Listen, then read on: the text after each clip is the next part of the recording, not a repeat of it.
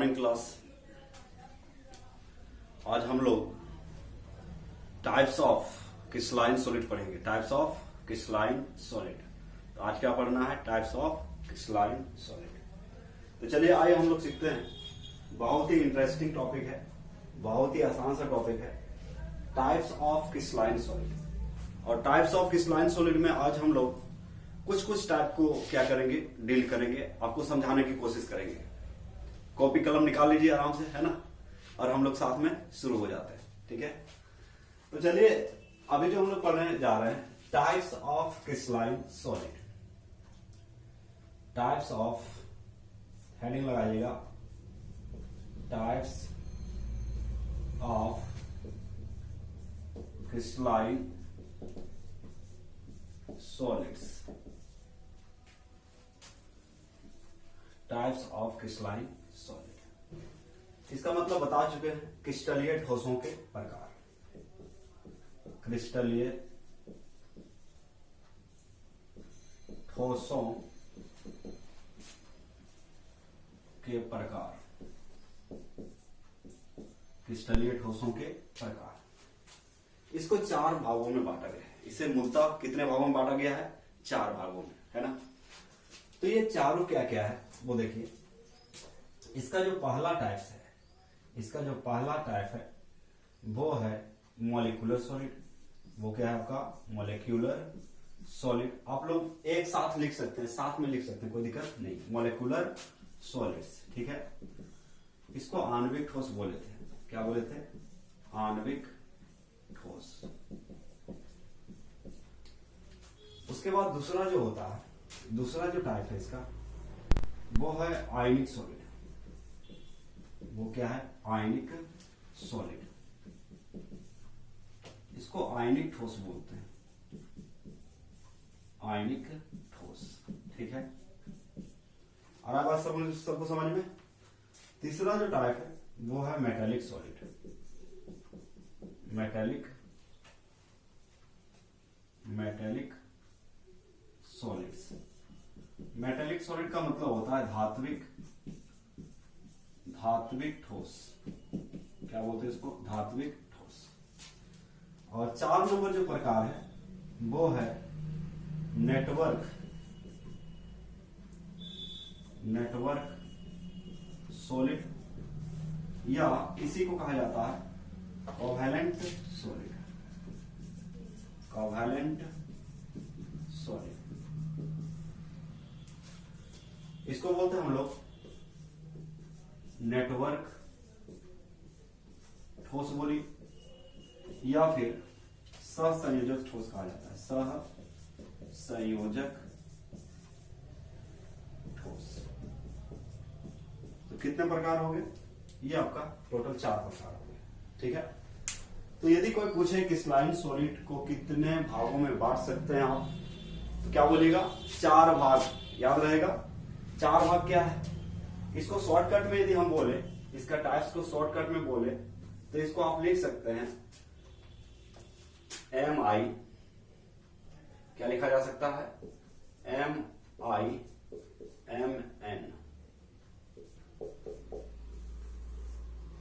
Molecular, आयनिक, metallic और आपका network solid, ठीक है। MIMN, ठीक है। तो M for metallic, I for ionic, M for, तो M फॉर अब बोलिएगा मॉलिक्यूलर। M फॉर क्या बोलेंगे? Molecular. I for ionic, M for metallic और N फॉर नेटवर्क। तो टोटल 4 भाग है। तो मॉलिक्यूलर सॉलिड, आयनिक सॉलिड, मेटेलिक सॉलिड और नेटवर्क सॉलिड।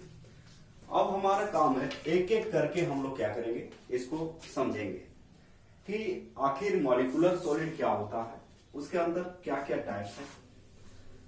उसके बाद फिर हम लोग आयनिक सॉलिड देखेंगे, उसके बाद मेटेलिक सॉलिड, उसके बाद नेटवर्क सॉलिड। सॉलिड याद हो गया सबको? मॉलिक्यूलर सॉलिड, आयनिक सॉलिड, मेटेलिक सॉलिड और नेटवर्क सॉलिड, MIMN, ठीक है।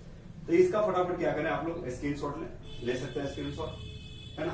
और सबसे पहले हेडिंग लगाइएगा मॉलिक्यूलर सॉलिड। क्या लगाना है? Molecular solid. तो सबसे पहले जो हम लोग देखेंगे, डील करेंगे, मॉलिक्यूलर सॉलिड क्या होता है डिफाइन करेंगे, और उसके अंदर जो टाइप्स होता है उसको हम लोग फिर देखेंगे, है ना, और समझने की कोशिश करेंगे। तो फटाफट क्या करें, इसका स्क्रीनशॉट ले लें।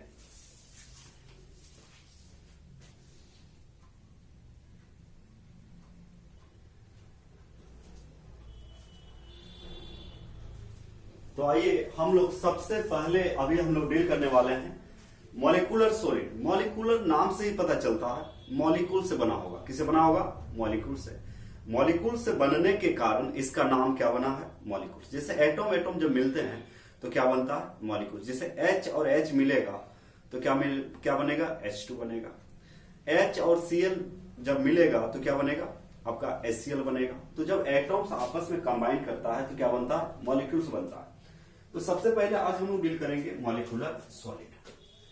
तो एक नंबर जो था आपका, पहला नंबर, ये क्या है? Molecular solid. चलिए देखिए, मॉलिक्यूलर सॉलिड, मॉलिक्यूलर सॉलिड, आणविक ठोस, आणविक ठोस। ठीक है। अब यदि कोई पूछे आणविक ठोस किसे कहते हैं, what do mean by molecular solid, तो मॉलिक्यूलर सॉलिड जो होता है जो किससे बना होगा? मॉलिक्यूल से बना होगा। किससे बना होगा? मॉलिक्यूल से बना होगा। तो क्या बोलेंगे? Molecular solid. यानी कि आप इसको डिफाइन कर सकते हैं, the solids which constituent particles are molecules,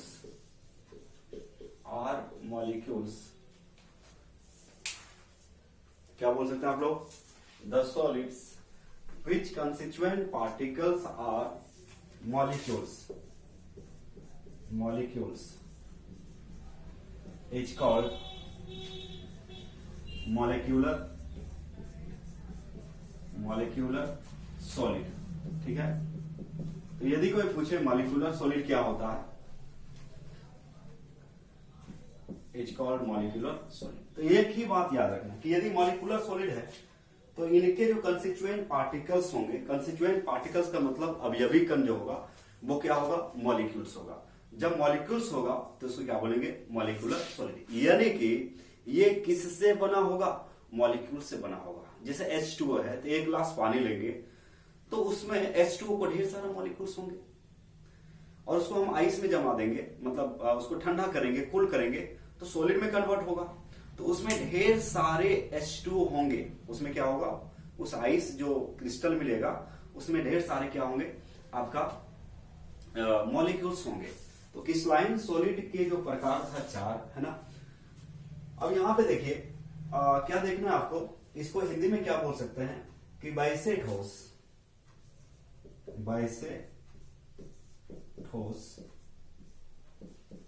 जिनके अवयवी कण अणु हो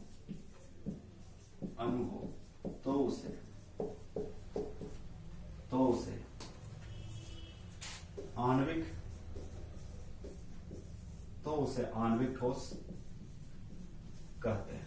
तो उसे क्या कहते हैं? आणविक ठोस कहते हैं। तो वैसे ठोस जिनके अवयवी कण क्या हो? अणु हो, तो उसे क्या बोलेंगे? आणविक ठोस बोलेंगे। ठीक है। अब देखना टाइप्स ऑफ मॉलिक्यूलर सॉलिड। इसका भी टाइप्स होता है, टाइप्स ऑफ मॉलिक्यूलर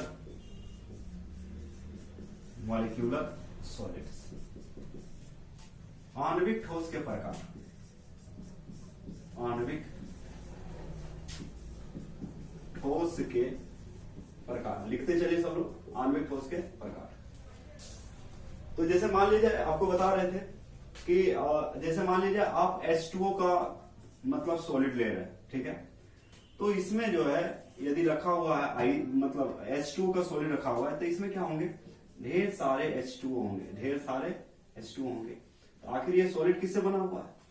H2O से बना हुआ है। तो H2O यहाँ क्या है? मॉलिक्यूल्स है। तो जिनके अवयवी कण क्या होगा? मॉलिक्यूल्स होंगे, उसको मॉलिक्यूलर सॉलिड बोलेंगे। जैसे अब उदाहरण के तौर पे आप H2O बोल सकते हैं, HCl बोल सकते हैं, H2 बोल सकते हैं, O2 बोल सकते हैं, N2 बोल सकते हैं। समझ में आ रहा? तो टाइप्स ऑफ मॉलिक्यूलर सॉलिड, आणविक ठोस के प्रकार, इसको 3 भागों में बांटा गया है। कितने भागों में बांटा गया है? 3 भागों में।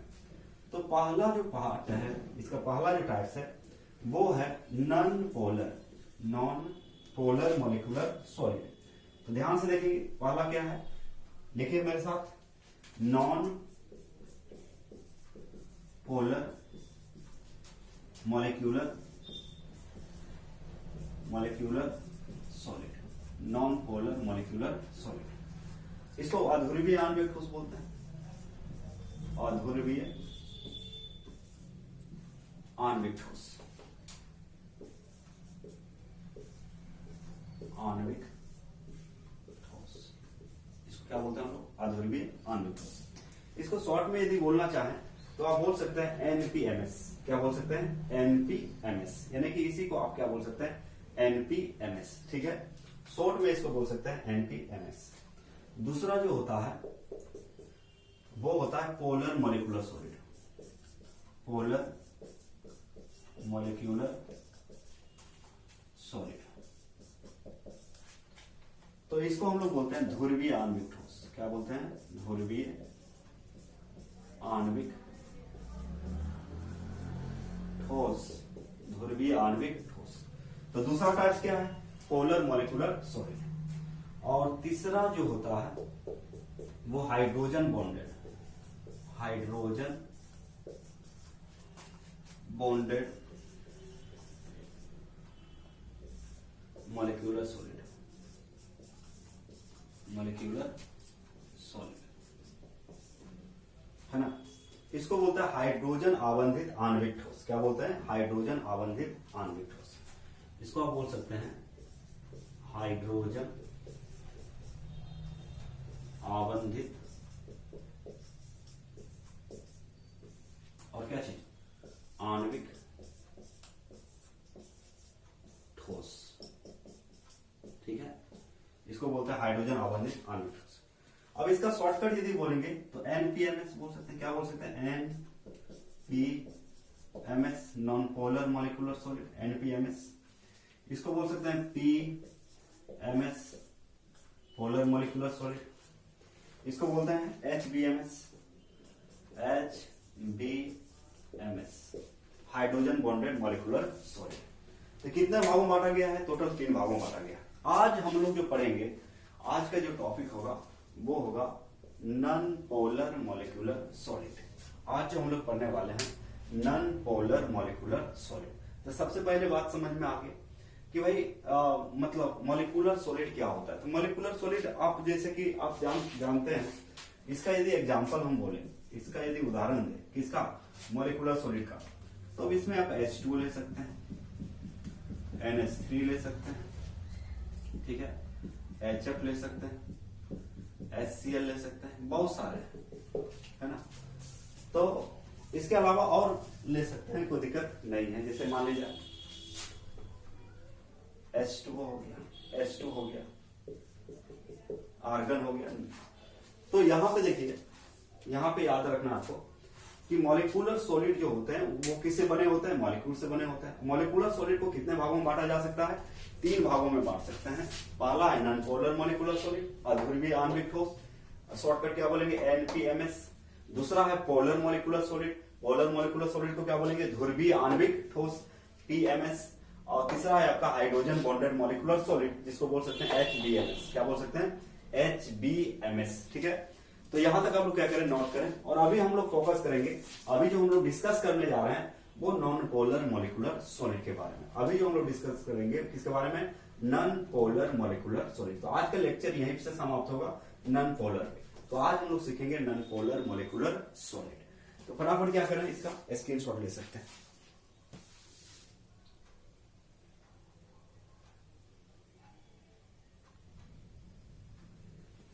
चलिए आइए हम लोग बात करेंगे अभी नॉन पोलर मॉलिक्यूलर सॉलिड होता क्या है। बहुत इंटरेस्टिंग है, आराम से समझने की कोशिश करेंगे, है ना। तो अभी हेडिंग लगाइएगा नॉन पोलर मॉलिक्यूलर सॉलिड। ठीक है, तो चलिए हेडिंग लगाइए नॉन पोलर मॉलिक्यूलर सॉलिड। अब इसको ध्यान से समझेंगे। तो पहला जो नंबर है आपका ये है non polar molecular solid. Short में इसको बोल सकते हैं NPMS। NPMS, okay, non polar molecular solid. अब हम लोग जानने की कोशिश करेंगे आखिर ये होता क्या है। अभी इसका हिंदी बताया था, क्या होता है बच्चे हिंदी में, इसको क्या बोलते हैं, अध्रुवीय आणविक ठोस। हिंदी में क्या बोलते हैं इसको, अध्रुवीय आणविक ठोस। तो सबसे पहले इसको डिफाइन कर लेते हैं ये आखिर क्या होता है। तो देखिए नॉन पोलर में क्या होता है, नॉन पोलर में कुछ कुछ बातें आपको याद रखना है कि जैसे मान लीजिए इसका उदाहरण जो है आपका मतलब H2 है, तो आगे इसको बताएंगे H2, I2, इसको बोलते हैं होमोडायटोमिक मॉलिक्यूल्स, होमोडायटोमिक मॉलिक्यूल्स। इसमें इंस्टेंटेनियस जो है आपका डायपोल क्रिएट होता है, इंस्टेंटेनियस डायपोल क्रिएट होता है। इंस्टेंटेनियस का मतलब तात्क्षणिक, तुरंत क्या होता है, डायपोल यहाँ पे बनता है। कैसे बनता है उसको बताएंगे आपको। तो इसके अंदर जो आता है जितने भी होमोडायटोमिक मॉलिक्यूल्स है, होमोडायटोमिक मॉलिक्यूल्स मतलब जो एक ही टाइप के एटॉम से बना हो, वैसे मॉलिक्यूल्स जो दो सेम टाइप के एटॉम से बना हो उसको होमोडायटोमिक मॉलिक्यूल्स बोलते हैं। क्या बोलते हैं, होमोडायटोमिक मॉलिक्यूल्स।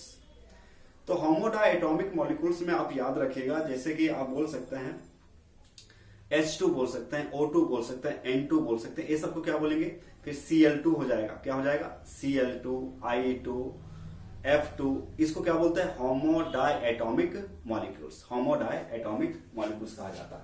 तो सबसे पहले इसको डिफाइन करते हैं, किसे कहते हैं। बच्चे का सबसे पहले दिमाग में आता है किसे कहते हैं।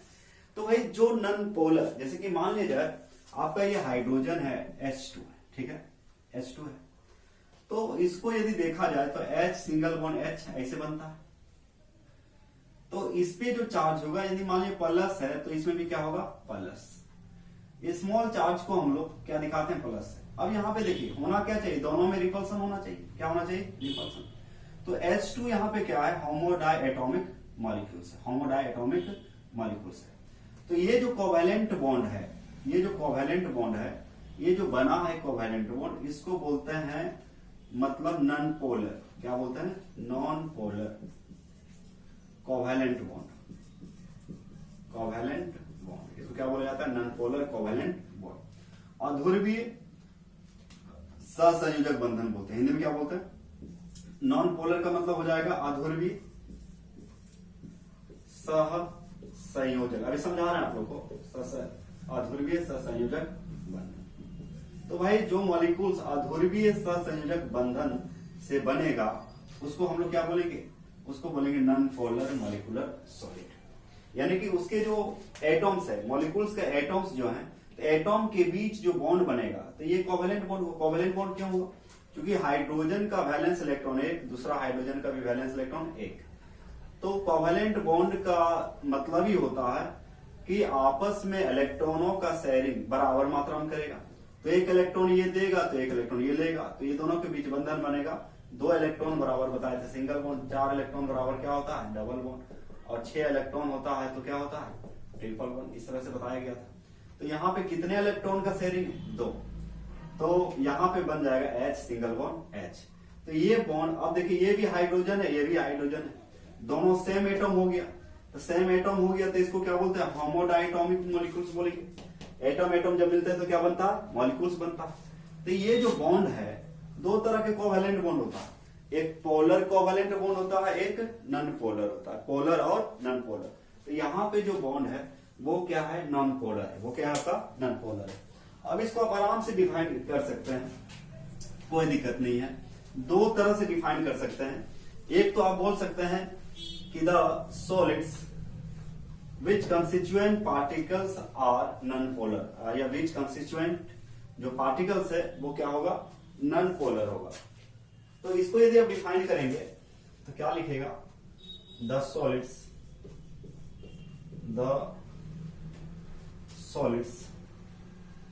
which constituent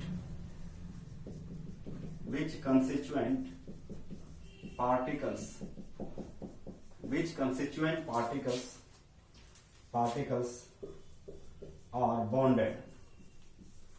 bonded by non-polar covalent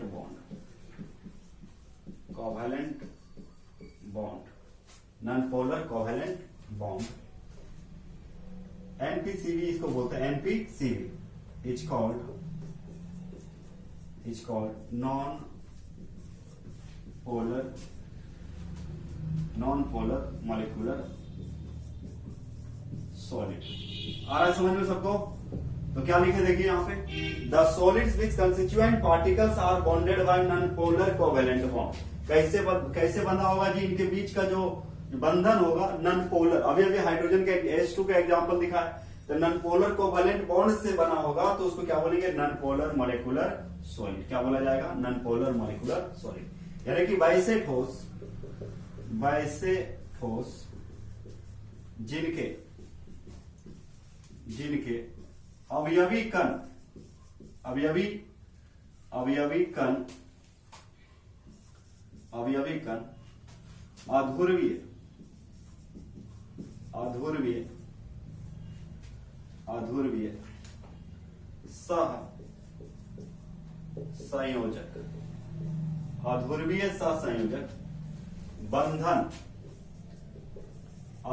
सहसंयोजक बंधन से बंधे हो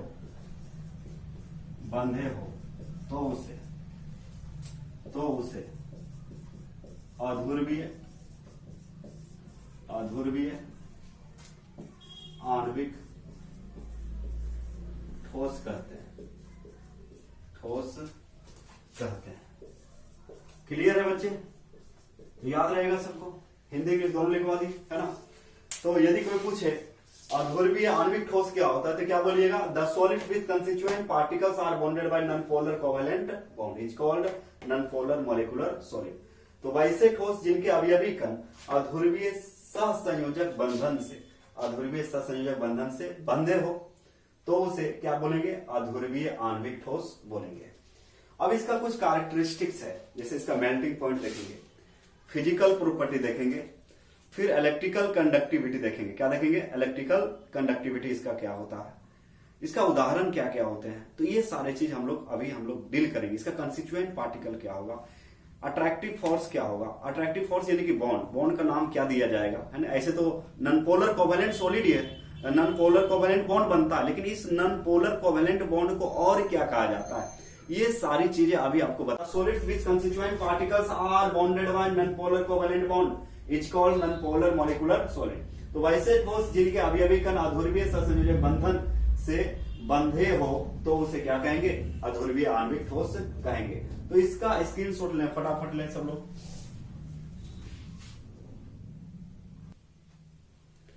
चलिए आइए, तो अभी इसका देखते हैं कि भाई इसका कंस्टिट्यूएंट पार्टिकल क्या होता है। इसका तो अभी आइए सब लोग फिर से आगे हम लोग बढ़ते हैं। तो इसका कंस्टिट्यूएंट पार्टिकल देखेंगे, फिर बॉन्ड देखेंगे, फिजिकल नेचर देखेंगे, उसके बाद इलेक्ट्रिकल प्रॉपर्टी देखेंगे, इलेक्ट्रिकल कंडक्टिविटी देखेंगे और मेल्टिंग पॉइंट, बॉइलिंग पॉइंट देखेंगे। ठीक है, अब यहां पे आइए, इसका कुछ कैरेक्टरिस्टिक्स देखते हैं। क्या देखते हैं? अभी लाक्षणिक गुण देखते हैं, कुछ इसका प्रॉपर्टी देखते हैं।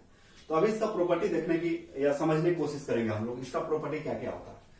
तो सबसे पहला इसके अंदर जो हमें पॉइंट करके लिखेंगे, है ना, तो इसमें जो पॉइंट करके लिखना है वो है आपका सबसे पहले इसका नॉन पोलर मॉलिक्यूलर सॉलिड जो है, नॉन पोलर मॉलिक्यूलर सॉलिड, इसको वैसे आपको बोलने बता रहे थे अभी, क्या चीज? एनपीएमएस, शॉर्ट में क्या बोलेंगे? एनपीएमएस। इसका क्या क्या कैरेक्टरिस्टिक हो सकता है? तो पहला जो कैरेक्टरिस्टिक देखेंगे वो है कंस्टिट्यूएंट पार्टिकल। वो क्या है आपका? Constituent particles. तो कंस्टिट्यूएंट पार्टिकल का मतलब क्या बताया आपको? अवयवी कण। क्या बताया? अवयवी कण। यदि कोई पूछे नॉन पोलर मॉलिक्यूलर सॉलिड का, नॉन पोलर मॉलिक्यूलर सॉलिड का, बोलो नॉन पोलर मॉलिक्यूलर सॉलिड का अवयवी कण का नाम क्या है? अवयवी कण का नाम क्या है, मतलब किससे ये बना है। ए भाई तो आप आराम से बता सकते हैं। ये हम जो अभी डील कर रहे हैं किसके साथ डील कर रहे हैं, क्या पढ़ रहे हैं, मॉलिक्यूलर सॉलिड। क्या पढ़ रहे हैं, तो मॉलिक्यूलर सॉलिड का ही टाइप है ना, तो इसका कंस्टिट्यूएंट पार्टिकल क्या होगा, मॉलिक्यूल्स होगा। यदि आपसे पूछा जाएगा नॉन पोलर मॉलिक्यूलर सॉलिड का कंस्टिट्यूएंट पार्टिकल मतलब अभी कण का नाम बताओ, तो क्या बोलिएगा, मॉलिक्यूल्स। तो पहला अभी शॉर्टकट आपको बताया जा रहा है बहुत ही आसानी से, इसको समझने की कोशिश करें। अणु होता है, क्या होता है, अणु। यानी कि ये जैसे ही मॉलिक्यूलर सॉलिड आ गया मतलब इसका कंस्टिट्यूएंट पार्टिकल क्या होगा, मॉलिक्यूल्स। चलिए ये तो सही। उसके बाद होता है अट्रैक्टिव फोर्स। यदि पूछेगा कि नॉन पोलर मॉलिक्यूलर सॉलिड के अंदर जो है अट्रैक्टिव फोर्स क्या होता है, अट्रैक्टिव फोर्स समझिए ध्यान से। अट्रैक्टिव फोर्स इसको बोलते हैं हम लोग, इसमें आकर्षण बल। कौन सा आकर्षण बल लगता है, तो देखिए बिना बल का तो कोई चीज बन ही नहीं सकता है। जैसे मान लिया जाए, इसको देखिए, ये मान लीजिए ये भी हाइड्रोजन है, ये भी हाइड्रोजन है, तो भले ही नॉन पोलर कोवेलेंट बॉन्ड यहां पे बन रहा है, लेकिन कुछ ना कुछ ऐसा फोर्स होगा जो एक दूसरे को क्या करके रखा है, पकड़ के रखा है। तो ये जो पकड़ के रखा है दोनों को जो पकड़ के रखा है, इस फोर्स का कुछ तो नाम होगा। बिना बल के तो कोई बंध नहीं सकता है। तो अट्रैक्टिव फोर्स और रिपल्सिव फोर्स, या तो अट्रैक्टिव फोर्स होता है या तो रिपल्सिव फोर्स। रिपल्सिव फोर्स होगा ज्यादा, यदि रिपल्सिव फोर्स ज्यादा होगा तो एक दूसरे से दूर रहेगा। यदि अट्रैक्टिव फोर्स रिपल्सिव फोर्स से ज्यादा रहेगा, यदि अट्रैक्टिव फोर्स रिपल्सिव फोर्स से ज्यादा रहेगा, कहने का मतलब थोड़ा सा भी दोनों में प्यार रहेगा तो दोनों कितना भी दूर है लेकिन सटने की कोशिश करेगा। आ रहा है समझ में, है ना। तो कहने का मतलब दो तरह के फोर्स होते हैं, अट्रैक्टिव फोर्स और रिपल्सिव फोर्स। अट्रैक्टिव मतलब आकर्षण बल होता है, रिपल्सिव फोर्स मतलब विकर्षण बल। यदि आकर्षण बल विकर्षण बल से, यदि आकर्षण बल किससे, विकर्षण बल से ज्यादा होगा तो दोनों बॉन्ड बना सकता है। क्या कर सकता है, बॉन्ड बना सकता है। इसमें जो होता है इंड्यूस्ड डायपोल होता है। क्या होता है, इंड्यूस्ड डायपोल, प्रेरित, इसको क्या बोलते हैं हम लोग, प्रेरित द्विध्रुव। प्रेरित द्विध्रुव कैसे होता है आपको बताता है। तो इसमें यदि कोई पूछेगा अट्रैक्टिव फोर्स का नाम क्या है, इसके अंदर जो अट्रैक्टिव फोर्स होता है ये कौन सा अट्रैक्टिव फोर्स है, अट्रैक्टिव फोर्स का नाम क्या है। तो इसमें जो फोर्स होता है बच्चे, इसको हम लोग बोलते हैं बिग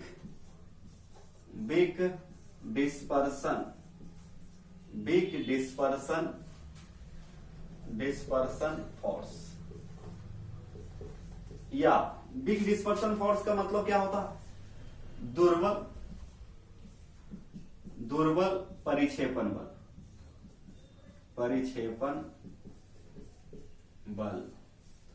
दुर्बल परिक्षेपण बल क्या होता है, दुर्बल परिक्षेपण बल।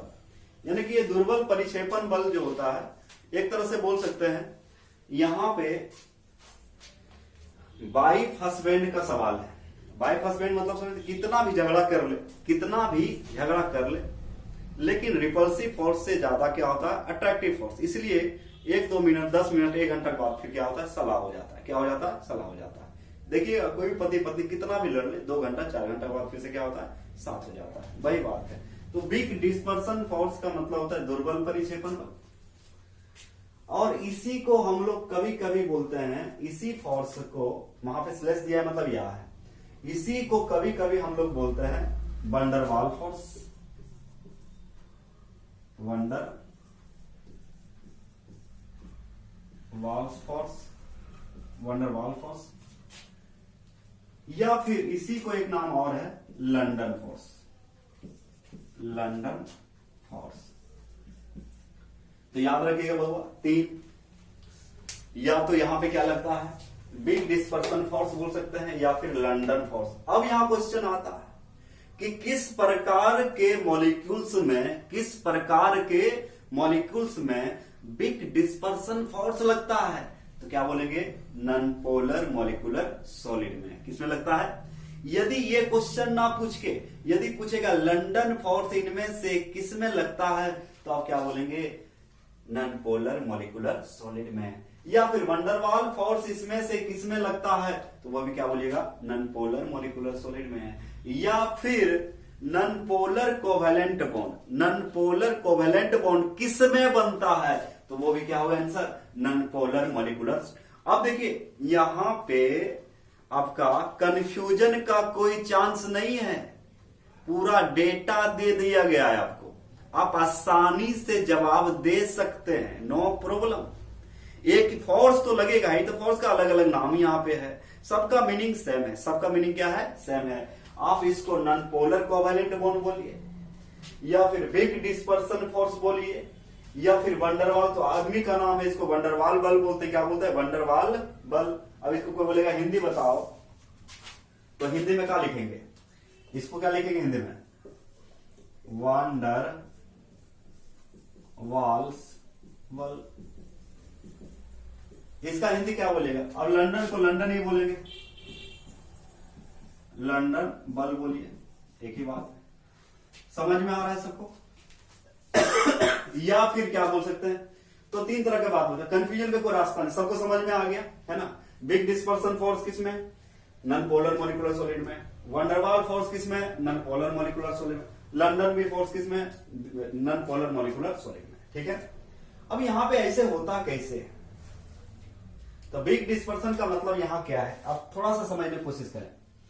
जैसे मान लिया जाए H2 लें, क्या लें, H2, तो H2 से कोई मॉलिक्यूल्स बनेगा तो उसमें ढेर सारे क्या होंगे, H2 होंगे। तो देखिए कोई भी एटम है, तो मान लिया जाए अभी जो है इसमें 2 है तो 2 प्लस लिखेंगे, समझाने के लिए, इसको लिखने की जरूरत नहीं, समझिए थोड़ा सा, समझिए यहां पे इंड्यूस्ड, सेल्फ इंड्यूस्ड फोर्स क्या होता है, सेल्फ इंड्यूस्ड, या फिर इंड्यूस्ड डायपोल क्या होता है, इंड्यूस्ड डायपोल क्या होता है, आप समझने की कोशिश करेंगे। जहां पे डायपोल होता है वहीं पे अट्रैक्शन होता है, जहां पे डायपोल होगा वहीं पे क्या होगा, अट्रैक्शन। अब देखिए H2 है, मतलब इसमें कितने, 2 पॉजिटिव, कितने पॉजिटिव, 2 पॉजिटिव, 2 पॉजिटिव। और इलेक्ट्रॉन को क्या बोलते हैं, नेगेटिव। इलेक्ट्रॉन को क्या बोलते हैं, तो देखिए प्रोटॉन को पॉजिटिव, और इलेक्ट्रॉन को नेगेटिव आप बोल सकते हैं। प्रोटॉन को वैसे P से हम सूचित करते हैं, P से, इलेक्ट्रॉन को E से, यानी कि P फॉर यहां पॉजिटिव है, प्रोटॉन को पॉजिटिव से, इलेक्ट्रॉन को नेगेटिव से। अब बताइए यहां पे 2 पॉजिटिव है, तो यहां पे एक नेगेटिव ये है और एक नेगेटिव ये है। अब देखिए एक पॉजिटिव एक नेगेटिव को खींचेगा और दूसरा पॉजिटिव दूसरा नेगेटिव को खींचेगा। मान लिया ढेर सारा H2 है, ढेर सारा क्या है आपका, H2 है, तो ये तो H2 का बात हुआ। मान लीजिए ढेर सारा H2O है, तो मान लीजिए 2 H2O है, तो ऐसा कर सकते हैं, जैसे मान लीजिए एक H2O ये है और एक H2O ये है। मॉलिक्यूल्स की बात करें, किसका कर रहे हैं, मॉलिक्यूल्स का। अब यहां पे समझिए, यहां पे क्या समझना आपको, जैसे तो यहां पे 2 नेगेटिव, यहां पे भी 2 नेगेटिव, यहां पे कितना हो जाएगा, 2 पॉजिटिव, 2 पॉजिटिव। अब यहां पे देखा जाए तो यहां पे नेगेटिव, यहां पे नेगेटिव, पॉजिटिव पॉजिटिव। अब इस तरह से होता क्या है, इस तरह से क्या होता है, ये दोनों के बीच ये सेपरेट हो जाता है, क्या होता है, सेपरेट। तो इनके बीच कुछ न कुछ तो बल लगेगा, इनके बीच कुछ न कुछ क्या लगेगा, फोर्स लगेगा, बल लगेगा। तो तो ये जो फोर्स लगेगा ये दोनों के बीच, ये बहुत कम होता है, बहुत क्या होता है, बहुत ही कम होता है, जिसको हम लोग बोलते हैं, मतलब इंड्यूस्ड डायपोल बोलते हैं। क्या बोलते हैं, इंड्यूस्ड डायपोल, यानी कि नेगेटिव एक तरफ, पॉजिटिव एक तरफ, तो कुछ न कुछ तो अट्रैक्शन होगा भाई, कुछ न कुछ क्या होगा, आपस में अट्रैक्शन होगा। तो इसको बोलते हैं इंड्यूस्ड, सेल्फ इंड्यूस्ड, यानी कि इसको बोलते हैं इंड्यूस्ड डायपोल बोलते हैं। क्या बोलते हैं, इंड्यूस्ड डायपोल। तो कहने का मतलब हुआ कि यहां पे इस बल को, अब इनके बीच, इन मॉलिक्यूल के बीच जो बल लगेगा, इनके जो बीच जो बल लगेगा, इसको बोलते हैं हम लोग, बहुत कमजोर बल होता है बच्चे, इतना ज्यादा कमजोर होता है कि ये नेचर में सॉफ्ट होता है। कैसा होता है, सॉफ्ट, है ना। तो फिजिकल नेचर देखेंगे इसका, फिजिकल भौतिक प्रकृति देखेंगे तो ये कैसा होता है, सॉफ्ट होता है। दूसरी बात, इसका मेल्टिंग पॉइंट भी क्या होता है, कम होता है। मेल्टिंग पॉइंट क्या होता है, और इसके पास कोई आयंस नहीं होते हैं, और इसके पास आयन नहीं होने के कारण तो मूव कौन करेगा? मूव करने वाला तो कोई होता नहीं है, जिसके वजह से इसमें करंट पास नहीं करेगा। तो देखिए नेक्स्ट पॉइंट जो आपको बताने जा रहे हैं, तो अभी का क्या क्या देखे, कंस्टिट्यूएंट पार्टिकल कोई पूछेगा तो मॉलिक्यूल्स। अट्रैक्टिव फोर्स में याद रखना है, बिग डिस्पर्सन फोर्स बोलिए, वंडरवाल फोर्स बोलिए, या फिर लंदन फोर्स बोल सकते हैं। नेक्स्ट जो पॉइंट आपको बताने जा रहा है, फिजिकल नेचर। क्या चीज? फिजिकल। कोई पूछेगा इसका फिजिकल नेचर कैसा होता है? फिजिकल नेचर का मतलब होता है भौतिक प्रकृति। क्या होता है? भौतिक प्रकृति। इसका यदि भौतिक प्रकृति देखिएगा तो ये सॉफ्ट होता है। कैसा होता है? सॉफ्ट का मतलब मुलायम होता है। ये सॉफ्ट सॉलिड है। तो यदि कोई पूछेगा सॉफ्ट सॉलिड किसको कहा जाता है, तो आपका जो है ये नॉन पोलर मॉलिक्यूलर सॉलिड जो होता है ये होता है सॉफ्ट का मतलब क्या होता है? मुलायम। तो यदि भौतिक प्रकृति कोई पूछ दिया तो भौतिक प्रकृति में बताइएगा ना, तो भौतिक प्रकृति में क्या बताइएगा? सॉफ्ट होता है। कैसा होता है? सॉफ्ट होता है। अगला यदि कोई और प्रॉपर्टी है तो बता रहे हैं आपको, यदि इसका इलेक्ट्रिकल कंडक्टिविटी पूछेगा कि करंट पास हुआ कि नहीं, जैसे H2 का सॉलिड है, Cl2 का सॉलिड है, I2 का सॉलिड है, या कोई आपका जो है नोबल गैसेस है, नोबल गैसेस को क्या करेंगे हम लोग, मतलब ठंडा कर देंगे तो वो भी सॉलिड में बदल जाएगा ना। तो इसमें करंट यदि हम लोग पास करें तो करंट पास नहीं होता है, करंट इसमें पास नहीं होगा। तो इलेक्ट्रिकल कंडक्टिविटी, नेक्स्ट पॉइंट क्या सीखेंगे हम लोग? इलेक्ट्रिकल कंडक्टिविटी के बारे में यदि पूछेगा तो इलेक्ट्रिकल कंडक्टिविटी का मतलब होता है विद्युत चालकता। मतलब इसमें करंट पास करके देखिएगा होगा या नहीं। तो करंट कैसे पास होगा? इसमें तो आयंस होता नहीं है, इसमें आयंस नहीं होने के कारण ये इंसुलेटर है। मतलब इलेक्ट्रिकल कंडक्टिविटी में आप क्या बोल सकते हैं? ये इंसुलेटर है। इंसुलेटर का मतलब क्या होता है जी? कुचालक मतलब इसमें करंट पास नहीं होगा। इसमें करंट पास होगा क्या? नहीं हो सकता। इसमें करंट पास नहीं हो सकता है। तो फटाफट इसको नोट करें, आगे इसका एग्जांपल बताते हैं। कुछ प्रॉपर्टी जैसे आज का मेल्टिंग पॉइंट बताते हैं। मेल्टिंग पॉइंट क्या होता है? मेल्टिंग पॉइंट बहुत ही कम होता है, यानी कि पोलर मॉलिक्यूलर सॉलिड से भी क्या होगा? कम होगा। तो इसमें चालकता, इसमें करंट क्यों नहीं पास होता? यदि कोई पूछे करंट क्यों नहीं पास होता है, क्योंकि इसमें आयंस नहीं होते हैं, फ्री आयंस या फ्री इलेक्ट्रॉन होता ही नहीं है, जिसकी वजह से इसमें करंट पास नहीं करेगा। फिजिकल प्रॉपर्टी, फिजिकल नेचर देख लिए क्या होता है? सॉफ्ट होता है। फटाफट क्या करें, इसका स्क्रीनशॉट लें, एक दो पॉइंट और बताते हैं। चलिए आइए इसका हम लोग देखेंगे अभी, और कुछ पॉइंट और है। जैसे एक पॉइंट और है, जैसे मेल्टिंग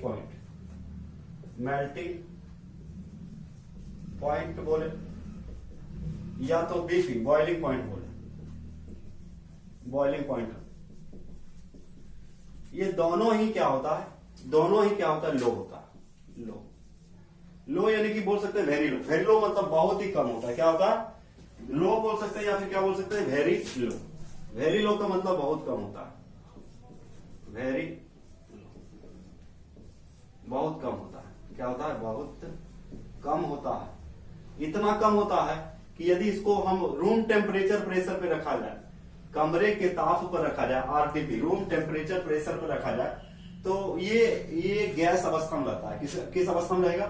गैसियस स्टेट में रहेगा। तो गलनांक है ना, या फिर क्वथनांक, ये दोनों ही बहुत कम होता है। बहुत कम होता है मतलब क्यों होता है कम? क्योंकि ये नॉन पोलर है। ये क्या है आपका? Non polar. क्योंकि इसके बीच का लगने वाला जो फोर्स है, किसी भी सब्सटेंस का बॉइलिंग पॉइंट या मेल्टिंग पॉइंट डिपेंड करता है उसके जो अट्रैक्शन फोर्स है मॉलिक्यूल्स या एटॉम्स के बीच, वो क्या है? ज्यादा है या फिर कम है। ठीक है, मेल्टिंग पॉइंट क्या होता है? बहुत कम होता है। ठीक है, तो कमरे के ताप पे रखेंगे, यदि रूम पे रखिएगा, घर में रखिएगा, कमरे के ताप पे रखिएगा, तो ये गैसियस स्टेट में पाया जाएगा। किसमें पाया जाएगा? गैसियस या लिक्विड में पाया जाएगा। गैसियस या लिक्विड में पाया जाएगा। तो एट आरटीपी, तो समझ में आ रहा है सबको? तो क्या लिखेंगे? At RTP. तो क्या लिख रहे हैं? At RTP. यदि कमरा में इसको रखिए, घर में रखिएगा, तो जानते हैं रूम का टेम्परेचर कितना होता है, 27 डिग्री सेल्सियस। तो इस ताप पे या किसमें रहेगा, एट आरटीपी। आरटीपी मतलब समझ, रूम टेम्परेचर प्रेशर। आरटीपी का मतलब क्या होता है, आरटीपी का मतलब रूम टेम्परेचर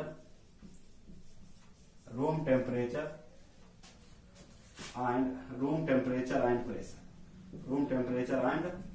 प्रेशर, यानी कि कमरे के ताप एवं दाब पर। इसका मतलब क्या होता है, कमरे के ताप एवं दाब पर। तो कमरे के ताप यानी रूम में इसको रखिएगा, है ना, रूम में रखिएगा, तो ये या तो गैसियस रहेगा, गैसियस और लिक्विड, या तो गैस अवस्था में रहेगा या तो द्रव अवस्था में रहेगा। तो कमरा में यदि रखेंगे, तो यदि कोई पूछे कि कमरे के ताप एवं दाब पर नॉन पोलर मॉलिक्यूलर सॉलिड किस अवस्था में रहेगा, रूम में जब रखेंगे, कमरा में जब रखिएगा, तो कौन सा अवस्था में ये रह सकता है, तो या तो लिक्विड में रहेगा या तो गैस में रहेगा, लेकिन सॉलिड में नहीं रहेगा। समझ में आ रहा है। मैन इसका एग्जांपल है, तो जितने भी जैसे आर्गन क्या है, आर्गन आपका गैस है, यानी कि इसको नॉन पोलर क्यों बोलते हैं, क्योंकि ये किसी के साथ बंधन बनाता नहीं, लेकिन एक साथ रह सकता है ठंडा करेंगे तो। आर्गन हो गया, कार्बन डाइऑक्साइड हो गया, CCl4 हो गया, H2 हो गया, I2 हो गया, Cl2 हो गया, बहुत सारे हैं। सब का सब क्या है, सब का सब ये नॉन पोलर मॉलिक्यूलर सॉलिड, सबका सब क्या है, ये नॉन पोलर मॉलिक्यूलर सॉलिड है। यानी कि इसमें जो होता है डायपोल, वो सेल्फ इंड्यूस्ड होता है। क्या होता है, सेल्फ इंड्यूस्ड, या फिर आप बोल सकते हैं कि अचानक, मतलब इंस्टेंटेनियस इसमें इंड्यूस्ड डायपोल होता है ना। तो याद रखिएगा, यदि आपसे पूछेगा कि जैसे आर्गन क्या है, तो नॉन पोलर मॉलिक्यूलर सॉलिड है, CO2 क्या है, non polar molecular solid, CCl4 क्या है, non polar molecular solid, H2, I2, Cl2, O2, N2, बहुत सारे हैं, तो क्या है, नॉन पोलर मॉलिक्यूलर सॉलिड। तो कुछ इंपॉर्टेंट एग्जाम है जो आपके बोर्ड एग्जाम में पूछे जाते हैं, जो यहाँ जो लिखा हुआ इंपॉर्टेंट है, जिसको याद रखना है, आपको क्या करना है, याद रखना है। ठीक है, तो इस तरह से आज क्या देखे हम लोग, नॉन पोलर मॉलिक्यूलर सॉलिड का पूरा खानदान हम लोग आज पढ़ चुके हैं। ठीक है, नेक्स्ट लेक्चर में आगे पढ़ाएंगे आपको क्या है, पोलर मॉलिक्यूलर सॉलिड और hydrogen bonded, polar molecular solid और हाइड्रोजन बॉन्डेड मॉलिक्यूलर सॉलिड। ठीक है बच्चे, तो समझ में आया सबको, है ना, कोई दिक्कत नहीं है। इसका स्क्रीनशॉट लें और ठीक से कॉपी में नोट कीजिए, सब पॉइंट इंपॉर्टेंट है आपके लिए। तो इसमें जितने भी चीज होते हैं सब कुछ बता दिए गए, इसमें कुछ छोड़ा नहीं गया है, हर चीज को डील किया गया है। ठीक है, तो इस तरह से आज का लेक्चर यही समाप्त करते हैं और मिलते हैं नेक्स्ट लेक्चर में। Thank you.